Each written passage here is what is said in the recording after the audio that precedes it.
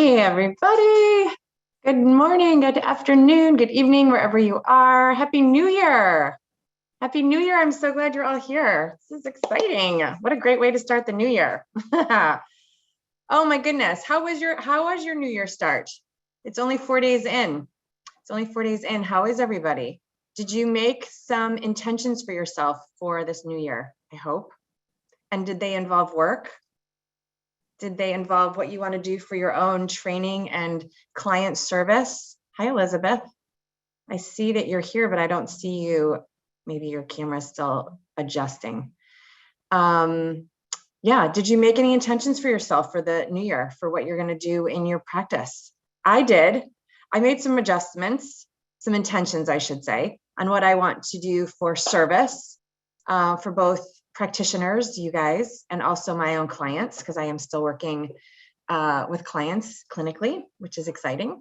And we have some really exciting stuff brewing for the year. So I'm not going to give you the whole list of it now, but I'm looking forward to rolling it out for you. And I would love to hear what you're up to. What are your intentions for the year? What have you, obviously you decided to stay committed to your own self-improvement and your education because you're here. So that's awesome. Hi, Laura. Hi, Naima.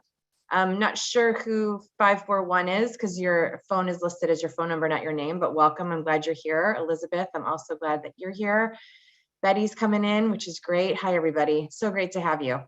So speaking of the new year, I decided that I wanted to talk to you guys a little bit about what I'm focused on as far as supporting you. Just a little bit. I don't want to roll out the whole thing because we have some exciting stuff coming up this year.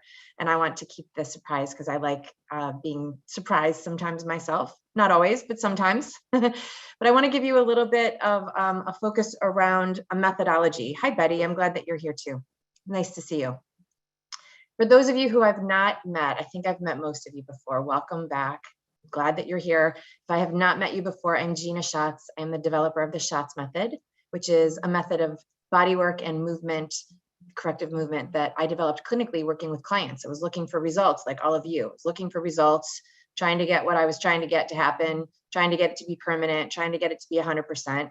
And I cracked the code in my own clinic. So that's super cool. And I got to trademark that method. And I'm emphasizing that a little bit because so many of you have sent me notes about like, what is the method and what's the difference between the method and the technique? And well, do I do the method? Can I do the method? Can I not do the method because I'm a movement practitioner and not a manual practitioner or vice versa? So I've been answering you all one-on-one, which I love. I love connecting with you one-on-one. So thank you for all the love notes. And I thought I would put Grand Rising. Happy New Year to you too, Naima. Thanks for the note. I thought I would put thoughts to words here and just bring us all into the fold a little bit. I'm also happy to answer any more questions that you have here today too. So whether you are a manual or a movement practitioner, it's not really the point because I'm both, but I'm both because I love the body. And I know a lot of you are lots of things too, right? Like you didn't just stop at your one license or your one certification, you went on to do other things. And so I personally believe that there is a blend happening in our industry more than there is any specific one track, right? Like even when I'm taking continuing education credits, which I do every year as well, like all of you, and I'm learning from people who've been in the industry longer than me, or maybe not as long as me, but even still, when we've been around a while, we've done a couple things, right? We've had a couple different iterations, either our interest took us somewhere else, or our quest to get the results that we were looking for took us somewhere else. That was what was happening for me. And interest, right? I mean, anything about the body, I just love to gobble it up. And so what I found was that there is a real difference between techniques and methods. And techniques tend to give us tools. It's like a hammer or a screwdriver or a wrench, right? Like I'll use this tool for this thing and that tool for that thing. And that's great because there's nothing that you can do with a hammer when you need a wrench. So that's definitely a real thing. A methodology is more about a plan, a path, an encompassing way of putting a bunch of tools together to generate a result. And the method means that it's done in a particular way. not cookie cutter every way. It's not stamped. It's intuitive, like the body is intuitive. But when we work with methods, that's what we're working with. A bigger picture, a broader plan, and a specific result that can be more universally implemented rather than one technique working for one thing, like a hammer and a nail, but it doesn't work with a wrench, right? So when I developed the method, what I was developing was, how can I get the same results, which is pain-free results, restored function, for every person that I come across in my clinical practice, regardless of what they came to me with. Meaning, if they came to me with a rotator cuff problem, or they came to me with low back pain, or they came to me post rehab knee surgery, knee replacement surgery, what could I do that could give them full restored function and get them out of pain? Because the commonality between them is that they were all in pain, and the other commonality was it was all function.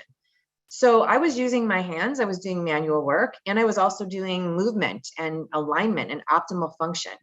And there's a key difference between movement and optimal movement, and posture and optimal posture, right? So every one of us right now, as we're sitting or standing or driving or walking, whatever you're doing, every one of us right now has a posture. Doesn't mean it's a good one, but we have a posture. I'm sitting right now, I'm looking at my computer. I tend to lean forward when I'm looking at my computer, which means that my head, my cranium, is not stacked optimally over my thoracic cavity. I know that because I know what optimal alignment is. We use the way the body is designed to dictate what optimal alignment is. It's not an opinion. So one of the things that I hear with yoga teachers is, well, everybody's different, and so there shouldn't be one way to do something. Cool, I get that. And there is one principle of the body, the way it's designed, that is universal in all bodies. That may present differently, meaning you and I both have a ball and socket joint in our shoulder. Our glenohumeral joint is a ball and socket joint. That's not different person to person. But I may be able to lift my arm all the way up and get my shoulder into this degree of flexion, and you may lift your arm up into shoulder flexion again and get your arm to be here. So the difference in how much we can move that ball and socket joint may vary person to person. And oftentimes, but it doesn't mean that we have different joints person to person. That's not an accurate statement. But oftentimes what we're looking at when we're working with corrective work is the person who lifts their arm here really at their limit? Or is there something functionally or habitually in their way from getting them to move their arm to here? I don't know. That would be different person to person. But what I do know is that there is a methodology to figure out the answer to that question. And why do we want the answer to that question? Well, we want the answer to that question because the way the body is designed is to move. The body was not designed to sit here at a computer. These little boxes are new. We didn't come with these boxes. We didn't come with the boxes of our car either. So this type of physical habit, is a new habit. It's not the way my body was designed. And I also know, and this is a universal law as well, because the body is designed to move, movement will always heal the body, but it must be optimal movement. Any kind of movement is not the recipe. Optimal movement is the recipe. So movement, when we say movement heals the body, it's implied that it's optimal movement that heals the body. But implying it is like assuming. It doesn't mean everybody knows what that is. The way we know what that is by getting really clear on foundational functional anatomy, applying what we know to each person, and having a real solid plan of how to troubleshoot when that doesn't work. Because when it doesn't work is when we're needed.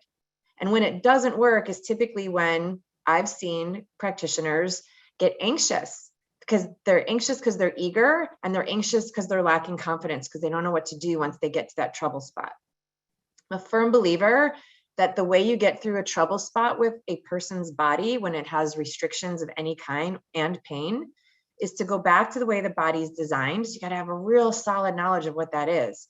Go back to the way the body's designed, assess what's different between how it's designed and what currently is presenting, and then have a method of getting them back to the way it's designed from where they are now and reverse engineering it back. Does that plan, that method of getting them from where they are now and reverse engineering it back to the way they're optimally designed include tools? Absolutely. There's a ton of tools. So even in my method, there is an onslaught of tools that we teach. And we piece it together so that each tool isn't a standalone crowd pleaser or, a party trick.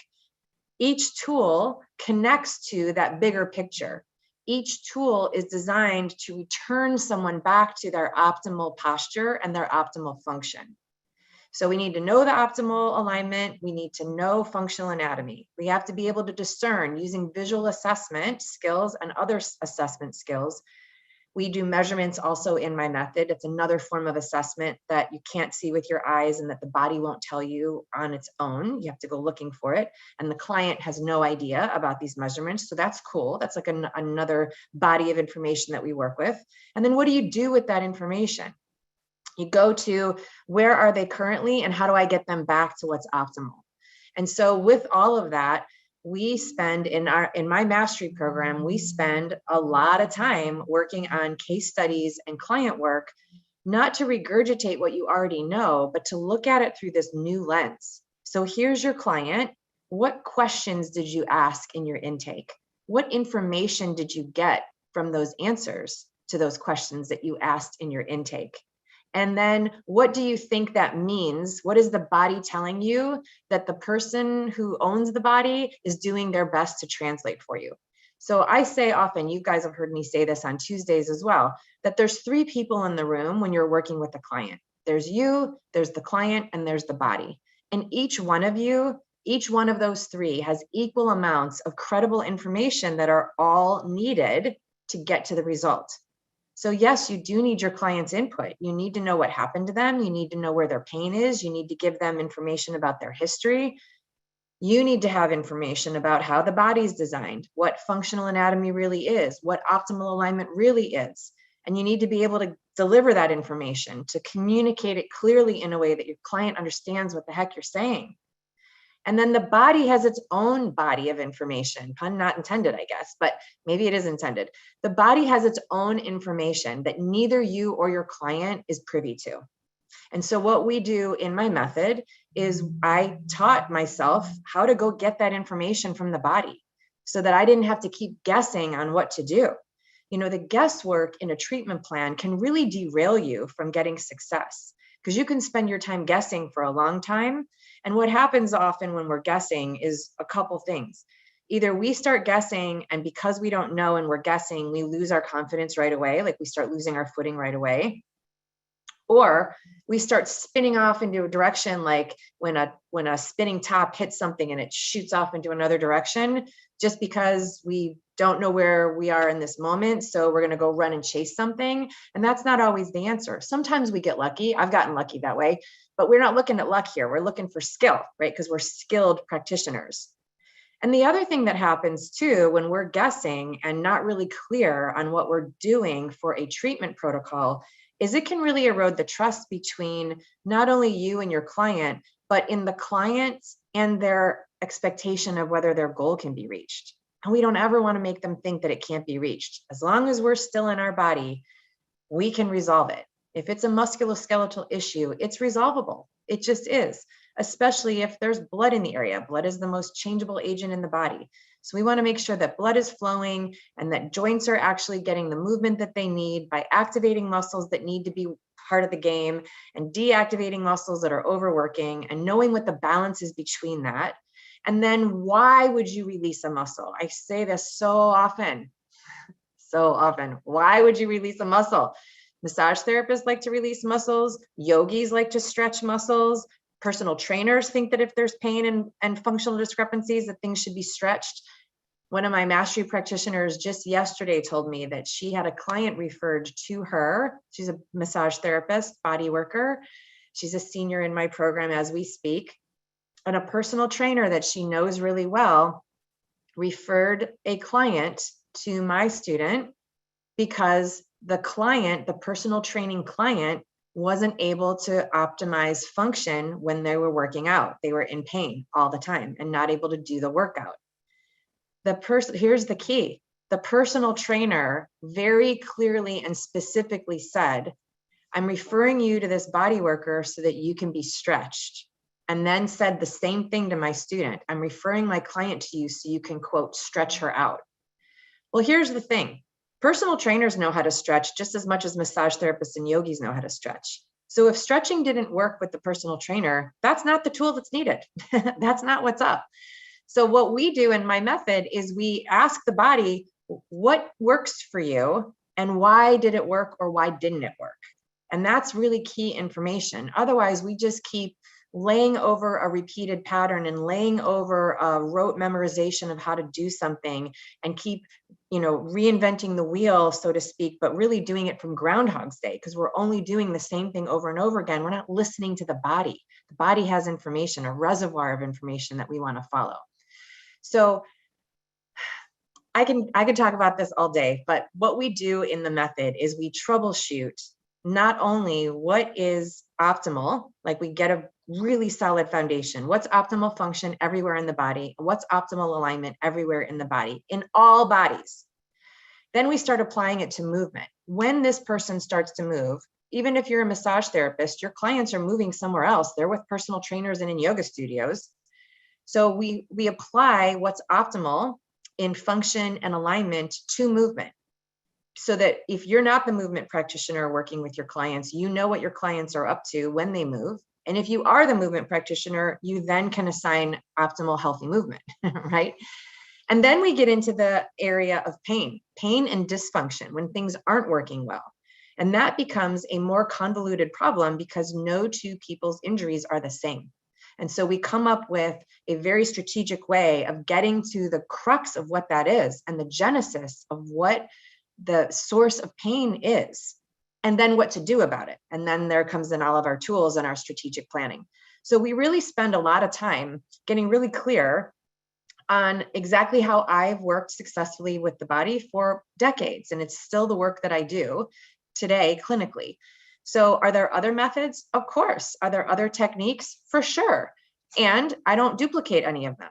So in the method, it's all Schatz method stuff. It's all stuff that I made up, which is pretty cool. And that's how we got it to be trademarked because it wasn't repeated and duplicated from someone else.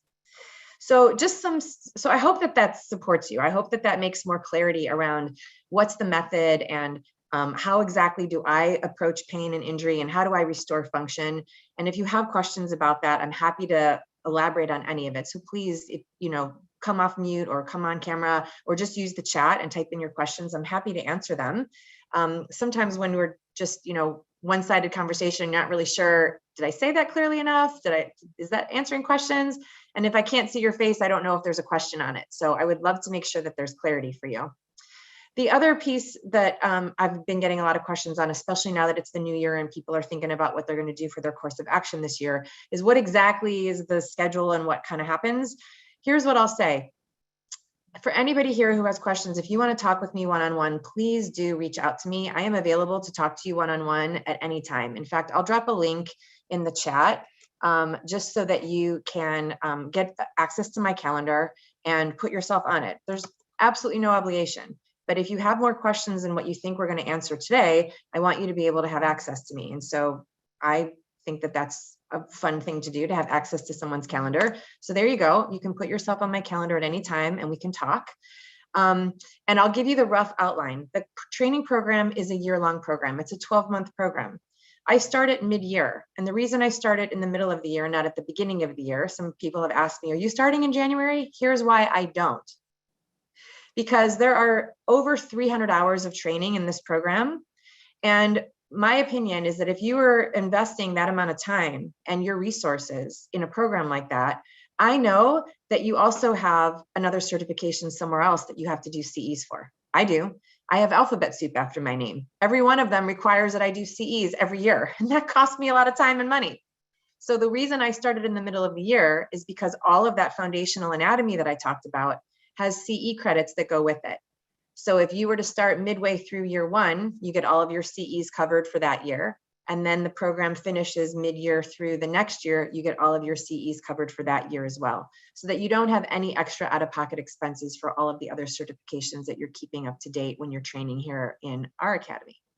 So we start mid-year annually. And this year I am starting earlier for bonuses. So the actual program does start, oh, hey, there's more people coming in. Awesome. The actual program does start mid-year, and I can give you specifics and dates and things like that if you're interested in those details.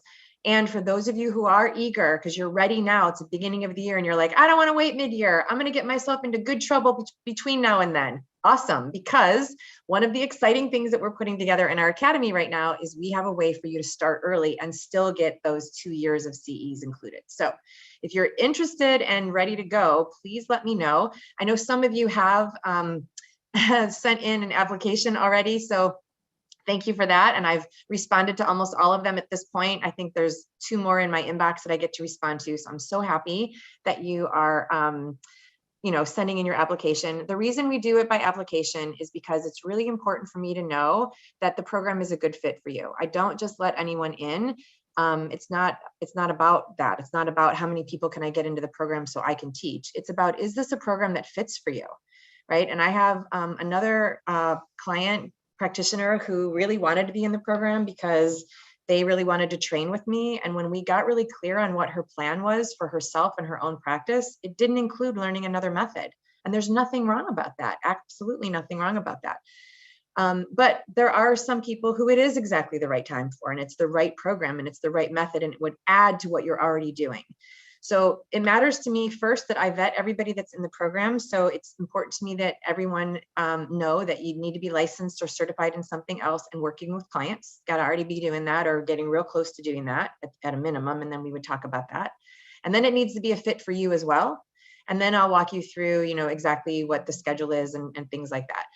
What I do love about the program that we've now put together, it's really robust. We have live training one-on-one. It's all done virtually though, so there's no travel involved for you. Although every graduating class wants us to get together. So I'm going to have to put a retreat center together and get us all together eventually. I don't know how I'm going to keep getting away with not doing that because we all really enjoy each other and we meet regularly together. So it's all virtual, but we do have live training like this. We also have self-guided study on your own, pre-recorded. You can rewind it a million times if you want to. We have pod training where you meet with your peers. We have labs where you meet with clients and I observe. So we really do cover all of it. We have some of it that's audio, listen. We have slides and downloadable workbooks and the whole bit. So however your learning style is, whether you're auditory, visual, kinesthetic, or all the above, whether you like learning alone or you like learning in community, the program really has all of that in there. And I designed it that way on purpose because it is an incredible amount of information. And it requires that you keep immersed in the program to be able to implement it and utilize it. And it's a mandatory, there's no mandatory last test. The test is along the way. And that is because it's mandatory for me to make sure that I landed something that you actually use. So that is the end goal. You have an end goal, I'm sure, coming into the program of what you want for yourself, and we get really clear on what that is. I have an end goal that you actually use the method, because if you're not using it, it's not done us any good. It's not done me any good. It's not done you any good. So everybody, it gets to be a win-win where it's something that you really get your money's worth out of. I know, just like you, I've taken decades worth of continuing education, and some of them I spent a lot of time and money on, and I never used the skill. It didn't really equal anything for me for whatever, variety of reasons. And then there's other, 2 credit hour CEs that I've taken, and I use a technique or a tip that I've learned in that CE over and over and over again. So, there's a gamut of value that's out there, and I'm very aware of that. I've been taking CEs, like I said, for a really long time. So it mattered to me that I put a program together that really fed and nourished the practitioners that were there in along the journey. So I promise you that that's also part of it. And I'm happy to answer any questions for you if you have it. There is, somebody just sent me a private message that you're looking for the application. So awesome. Let me, I'm going to type away here and get that link. I wasn't anticipating to send it out today, but I'm delighted to. So I will happily look for that. So you might see me look away for a minute. I'm going to type and look for that. And in the meantime, I'm turning the tables over to you guys. What questions do you have for me today? Do you have client questions on your mind? Do you have, trajectory? What am I going to do with my year questions on your mind? Do you have any anatomy questions on your mind? What's come up for you today that brought you to class today? And if you need or deserve or prefer, I should say, a hot seat, I love those. Betty, you're holding up a coupon. I don't know exactly what that was. Sorry if I missed it. But let me know in the chat, or you can come off mute and let me know what's up for you. So yeah, anybody that's here, please, turning the mic over to you now. What questions do you have on your minds that I can support you with today? I would love to support you. You can come off mute, you can add it in the chat, you can come on camera and ask. I'm here for it. So we have 30 minutes and I'm happy to answer all your questions in that period of time. Who wants to go first?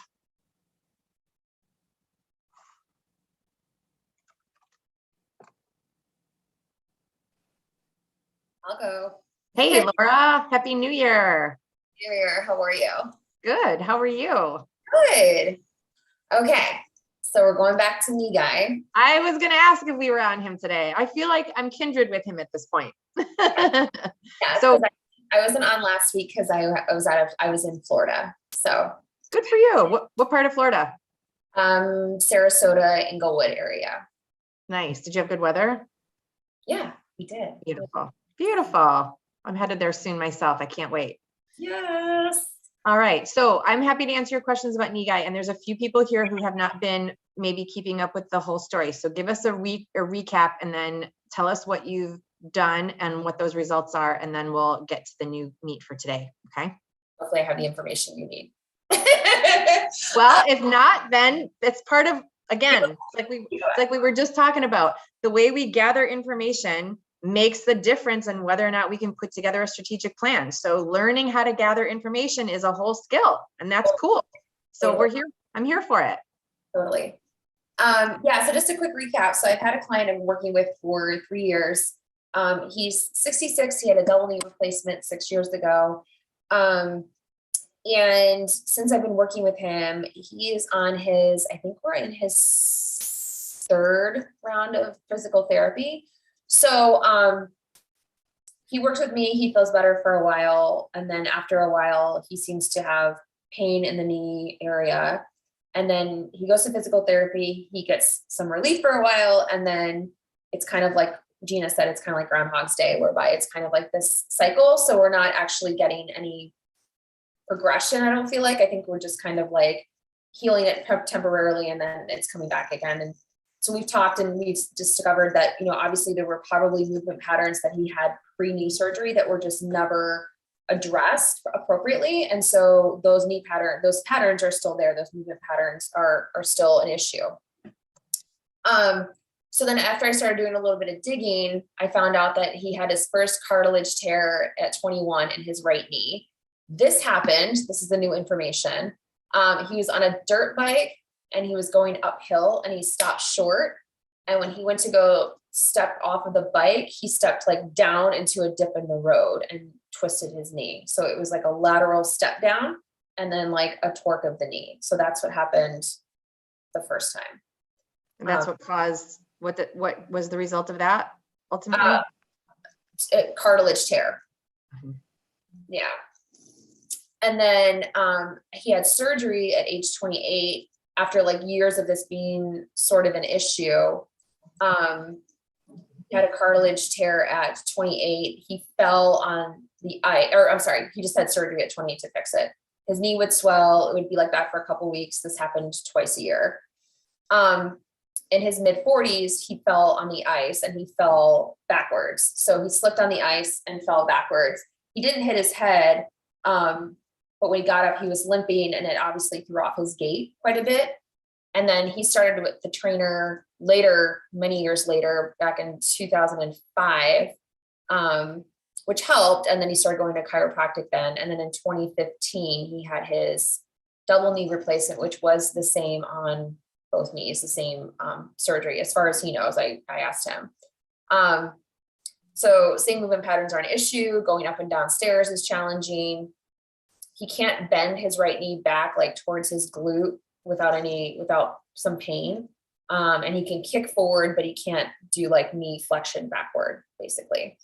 So that's kind of where we're at. So the information that we had talked about last time was what were the falls, what was the impact, what was the more specific trauma, right? So it sounds like one was lateral and the other one was going backwards. That's what happened. Okay. And your question? What's that? Do you have a question? Yeah. So my question is since we're going through this Groundhog's Day thing, what could I do as his personal trainer? Where would be within my scope to, figure out like where the origin and insertion, which I do know the knee, but where, we may need to start. I don't think it's hip because he has pretty good hip flexion and hip extension. So my mind is going more towards like ankle patterns and things like that. And since I've had him doing some more ankle mobility, I feel like that's where it's a little bit stiffer. So I guess for the question is where I should focus on or what I should really be looking at or assessing. Well, the way we decide where we should focus and what we should do next is based on what result we're looking for. Right. So what result? So we're looking for, less pain when the knee is, in flexion and extension, basically. Well, more in flexion, I would say. So with due respect, Laura, because yeah. you are a savvy practitioner, the goal that you just stated to me doesn't sound solid enough, because you're kind of like, well, I would say it's you need to know, like, what are you up to? I would say that, the goal is for him to be able to go up and down the stairs and not be in pain and do daily things and not be in pain, Got it. So knee flexion and knee extension is not the only thing that happens in stairs. So stairs is a whole pattern of its own that has several different steps in it. In fact, it's one of the patterns that we go over a lot in the method because it's grossly overlooked. One of the things to consider, though, going up and down stairs is it is one-legged standing.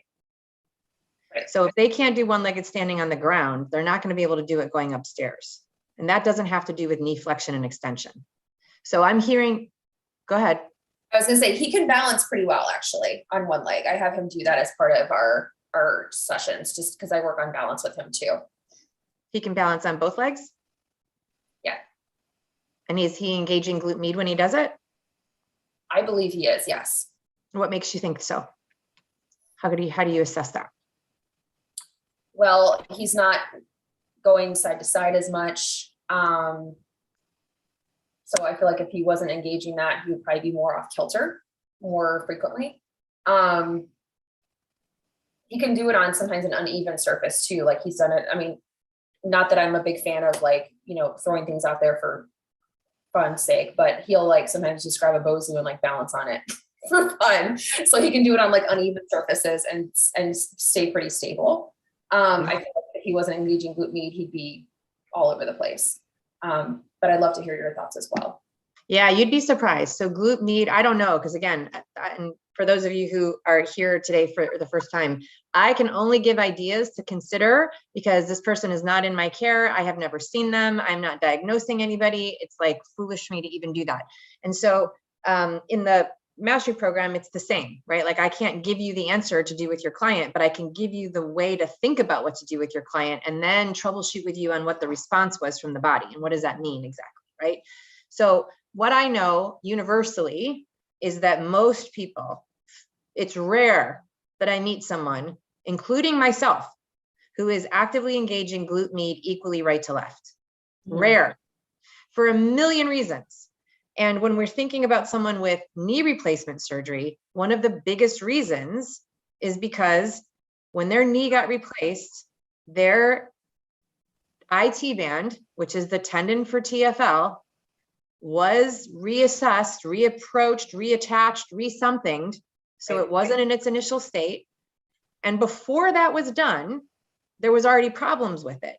Because what happens with the IT band is its job as a tendon is to stabilize the hip and the knee, especially in ambulation. And that is wildly distorted when someone is approaching the need for knee surgery, knee replacement surgery.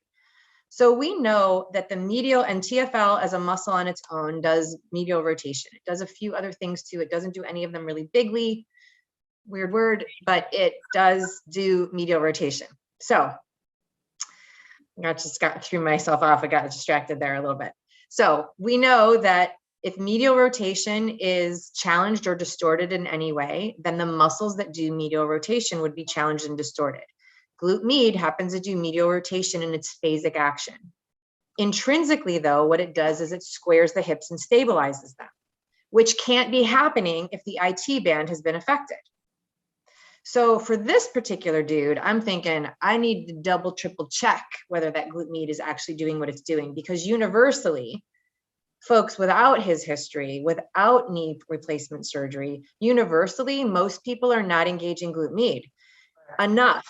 It doesn't, and you called it out perfectly, Laura, like, willow trees, tree pose in yoga is classic because most people look like a willow tree, which means they're not engaging glute med. They're sort of like bracing on their joints to hold it there. But we spend a lot of time on this muscle. That's why I'm kind of fired up about it. We have a very clear way of checking whether or not glute med initially activates, or whether we lean on it later and bypass its main role of that pelvic stabilization. So, and it takes a little bit of, it takes a minute to get your eyes like clear on whether that's happening. That's why we go over it so many times in the program. So most people, when we're checking for that, aren't activating glute med enough. There's more in them than what they can be doing. And that muscle has to be engaged to do one-legged standing sufficiently for a balanced pelvis. And now here's the key takeaway that you told us. You said first he twisted his lower limb and tore cartilage, and then he fell flat on his back. When he fell flat on his back, he didn't fall on his knee. Right.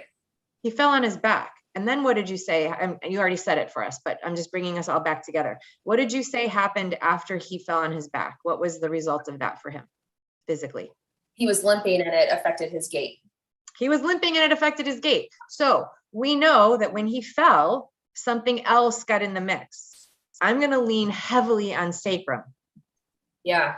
Heavily, which is the keystone of the entire structure. It is literally the keystone of my method of measuring bodies. It is the kahuna. And I've talked about this before. I'm going to calm my nervous system down and get back into parasympathetic because I get really fired up about the stuff I love. Yes, there is absolutely from the ground up. I totally hear everybody when they say, but, and there's something from the occiput cranium down. Totally get that. But, the keystone is the keystone. And there are more times than not that you can resolve something from the sacrum. So when he fell on his back, he didn't fall on his knee. But when he got up from falling on his back, things were awry. So now I'm hearing twice in my mind that I'm looking suspect at his pelvis. And I haven't even seen the dude, but that's what would come to me if he was talking to me on the phone, considering whether he was going to come in for an appointment with me. I would be like, hell yeah, I can help you because I'm already, suspect to two major things that I know cover a lot of territory. And then restoring that function is the next step, right? So you need to have tools in your box to be able to realign the sacrum. And guys, when I say realign, I don't mean chiropractic adjustments. I had a conversation with a practitioner yesterday who said, oh, well, their structure's out of alignment, so I must send them to a chiropractor. Why? No. There's muscle moves bone. So if the muscle went into lockdown when he had that hard impact on the ground, the muscle's moving the bone out of place. The bone might not have been the one that caused the limping. And if you move the bone and you don't address the Golgi tendon organ response and the nerve innervation as well in the muscle, then the muscle's just going to pull the bone back out of place. So, chiropractic can be Groundhog's Day, just like anything else. So again, get to the genesis of what caused it and get there. Make it quick and easy for everybody. You want results. I know you do. That's why you're here trying to get results, right? Your client definitely wants results. It's been his entire lifetime. I mean, think about that, right? This guy has had a lifetime of this being his experience physically, of never actually being fully comfortable or stable. I mean, we don't want to screw around anymore. It's 2020, time to like get in there and get, you know, people back to restored function. So this can be a thing of the past, not the existence in their present, right? So I would look at those two places for sure. And then I would look at the combination between hip and knee and ankle. And then I would look back again at the thread between ankle and hip. Because we know that his pelvis is involved just from the anatomy. Has to be because if he tore his cartilage at his knee, that means he twisted it. That means he twisted the tibia away from the femur. It's involved because when he does a lunge, like he can barely do a lunge, and I really don't have him do them. But when he does, I mean, it's just completely off kilter. Completely. Why can he not do a lunge? When he does a lunge, can I show you really quick? Like physically, when he does a lunge, I would say it's kind of like, I mean, he can, but it just looks really off center. It's like really like the back foot has to be like turned. He has a hard time turning the hip under. So it's more like open. And it's like a very open hips. It's like a warrior one lunge for the yogis, right? Yeah. And I can tell it's just not, it's not that I'm saying it has to be comfortable per se, but you could tell it's a struggle, right? Like, I don't put anybody in a struggle position. Like, that's not my. Where was the struggle for him? I mean, visually we can see it, but where was he feeling the struggle? It's the right knee usually is the hard. Right knee is usually worse than the left. In the lunge, where is he feeling the struggle? He's feeling the struggle in the knee. And I would say, like you just said, I think it's with knee because he's like having a hard time getting up and down sometimes. No, you're jumping ahead. Oh, you're jumping ahead. When he's in that position you just showed us, where is his struggle physically? Where does he feel it? Oh, what does he feel? I would say hip and ankle. Okay. You need to get clear on that because he has information. There's 3 of you there. So we see what the body's telling us. You know what functionally should be happening. He's got information too. So when he's in that lunge and he can't make it happen, ask why. Yeah. Might not be what it seems, but we know that lunge is not optimally correct. It's not aligned. It's not functional. Blah, blah, blah. Okay, cool. The next thing is to think about, and then we'll wrap up with this one because I don't want to overload you today, but totally. Especially if there's another question on deck. The other thing, Laura, and I love that you showed us his lunge. Earlier, you said, I don't think it's his hip because he can do hip flexion and extension just fine. Yeah. So now that we're thinking about it, maybe it is because when he's in a lunge, he has a hard time closing that hip off. I see what you're saying. Well, not so much that, but it's a 360 joint. So right. Just because he can do hip flexion and extension doesn't mean that it's okay. And in that back leg, he wasn't doing extension, not the way you just did it. Yeah. That's not hip extension. I mean, maybe some people would think, but not in my book, it's not hip extension. So right. I don't know, is he doing hip flexion and extension fully? Because if that's not happening and it's not happening symmetrically, then there's no way his pelvis could be stable. Because each innominate must function equally for there to be stability. Mm-hmm. And they both affect the sacrum. So if each innominate is not doing what the other innominate is doing, you're also giving negative feedback into the sacrum again. Mm-hmm. No, that makes sense for sure. Yeah. Oh, this guy gets to have a breakthrough this year. I'm excited for him.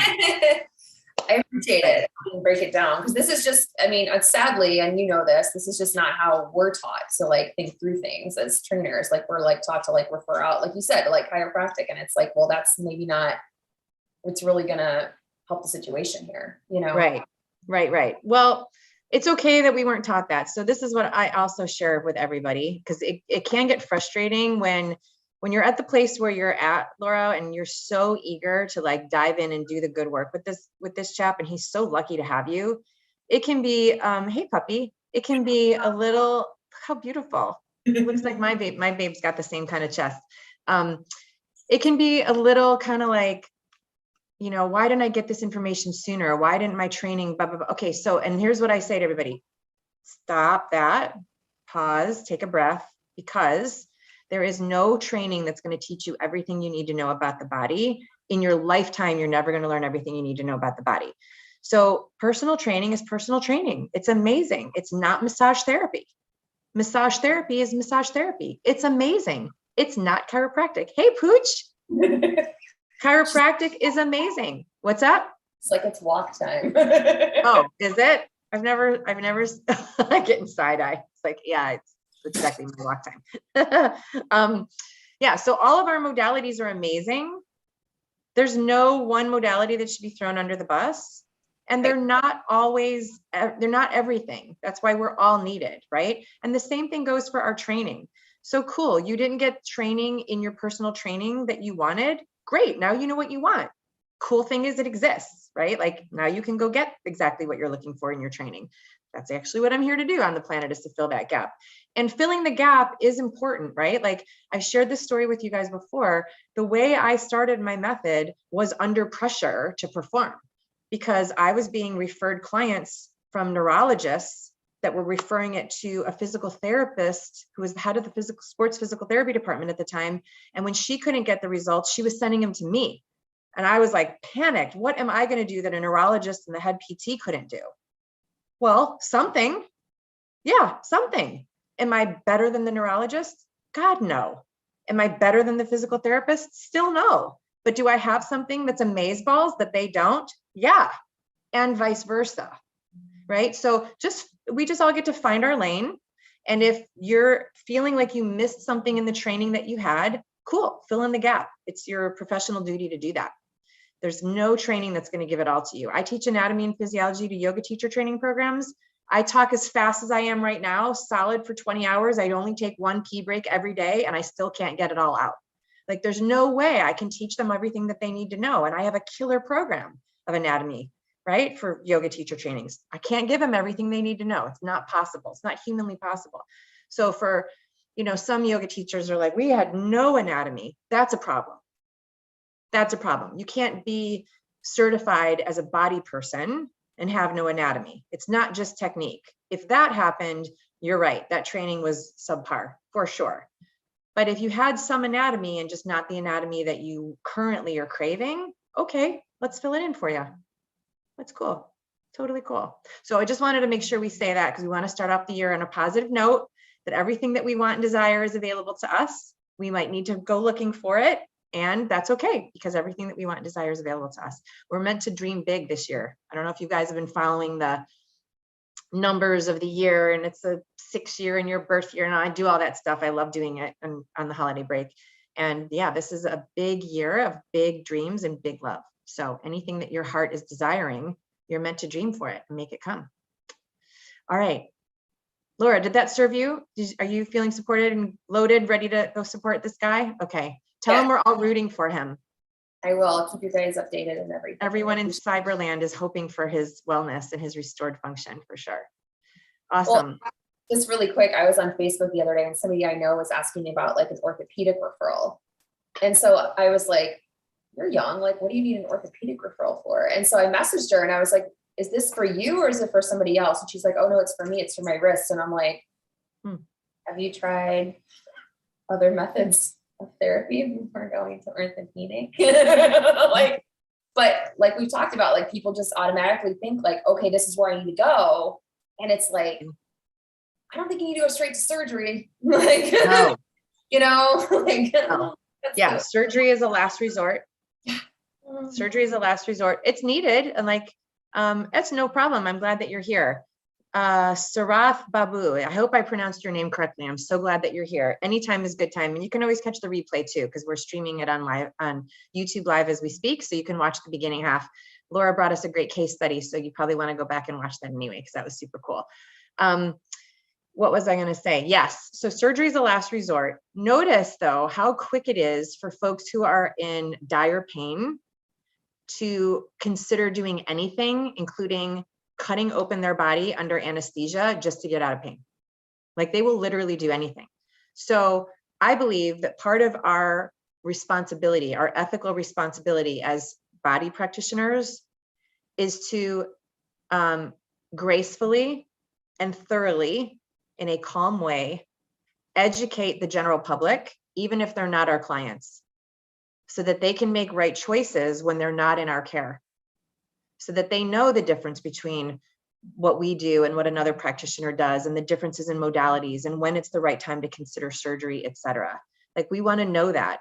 And oftentimes when practitioners refer to another practitioner, when a massage therapist or a personal trainer refers to a chiropractor or an orthopedic, it's oftentimes lack of confidence.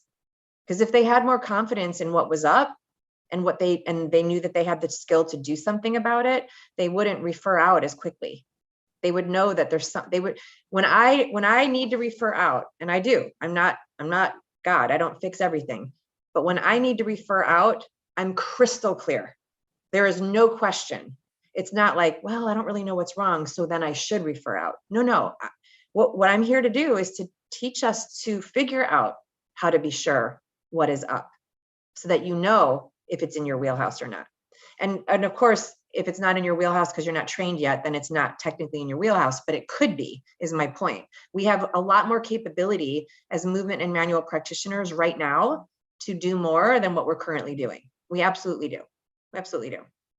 So, all right. So I'm going to leave. I left the link and I'm going to pop it in again because a couple of new people joined. The application for the mastery program is there in the chat. Again, you got to go through the application process. We got to talk. Like, it's not just open, but I would love it for you if it is you. Feel free to fill that out if that's speaking to you, and if not, that's okay too. I do believe that we all get to study more. Like we're talking, Laura, like none of us is going to know it all in our lifetime. So if we're up to big things, we got to study big, right? So I do believe that each of us gets to do more training this year of some sort, so that you feel like I would say, like drinking from a fire hose, like get that much training in so that you really are filling yourself up with a lot more knowledge and a lot more skill, so that you can go do good work for people, because that's what we're up to here. All right, so we have just a couple minutes. Did I miss anybody? Are there any other questions? Let me double check the chat. Are there any other questions that came in? Anybody else have a question? You can raise your hand, use the chat, come off camera, come off mute. And if not, that's okay too. Laura, thank you for bringing us your juicy case study. That's super fun. It's like loaded and ready for all of us. I love it. Thank you for bringing that. Thank you everybody for participating and being here. I'm here every Tuesday. I can't wait to talk to you this year. I can't wait to see what you guys are up to. And I also can't wait to share with you what we're up to. Oh my gosh, we have such good stuff coming. I love training. It's like my favorite thing. So when I can get really creative about it, it really makes me happy. So that's what we're up to. I will continue to roll that out for all of you. And also, I mentioned this last week for those of you who are here on the holiday break, if there's something specific that you're looking for, or if there are ideas or feedback that you have for us about what's working, what's not working, you want more emails, you want less emails, you want more live trainings, you want less live trainings, you want them recorded, you don't want it, like whatever, you want a particular topic covered. If there is anything on your mind that we can do, that I can do to serve you, please give me that feedback, right? Like, I'm here to do that, to be in service. So I'm happy to guess. I've got a ton of ideas, and I also want to feed you specifically what you're looking for. So I'm open to that feedback. Leave a comment in the chat, drop me an email, send smoke signals, whatever. Just make sure we get the message, and we'll make sure that we add that in as well. So that said, it's been a fun hour with you guys. It goes by so fast. I wish I could stay here. Naima, you're welcome. I'm so glad you were here. Thank you. Thank you all for being here. Thank you for doing such good work. May I ask, what is the intention of this webinar? It is to serve practitioners, movement and manual practitioners who are here to learn more about functional anatomy, corrective movement, and any questions that they have on anatomy or client work. It's what we do here every Tuesday. So please feel free to bring your questions at any time. Okay, my loves, thank you for joining. Thank you for being here. And thank you for doing all the good work you're doing in the world. The world needs you. Thank you. Thank you. Bye for now.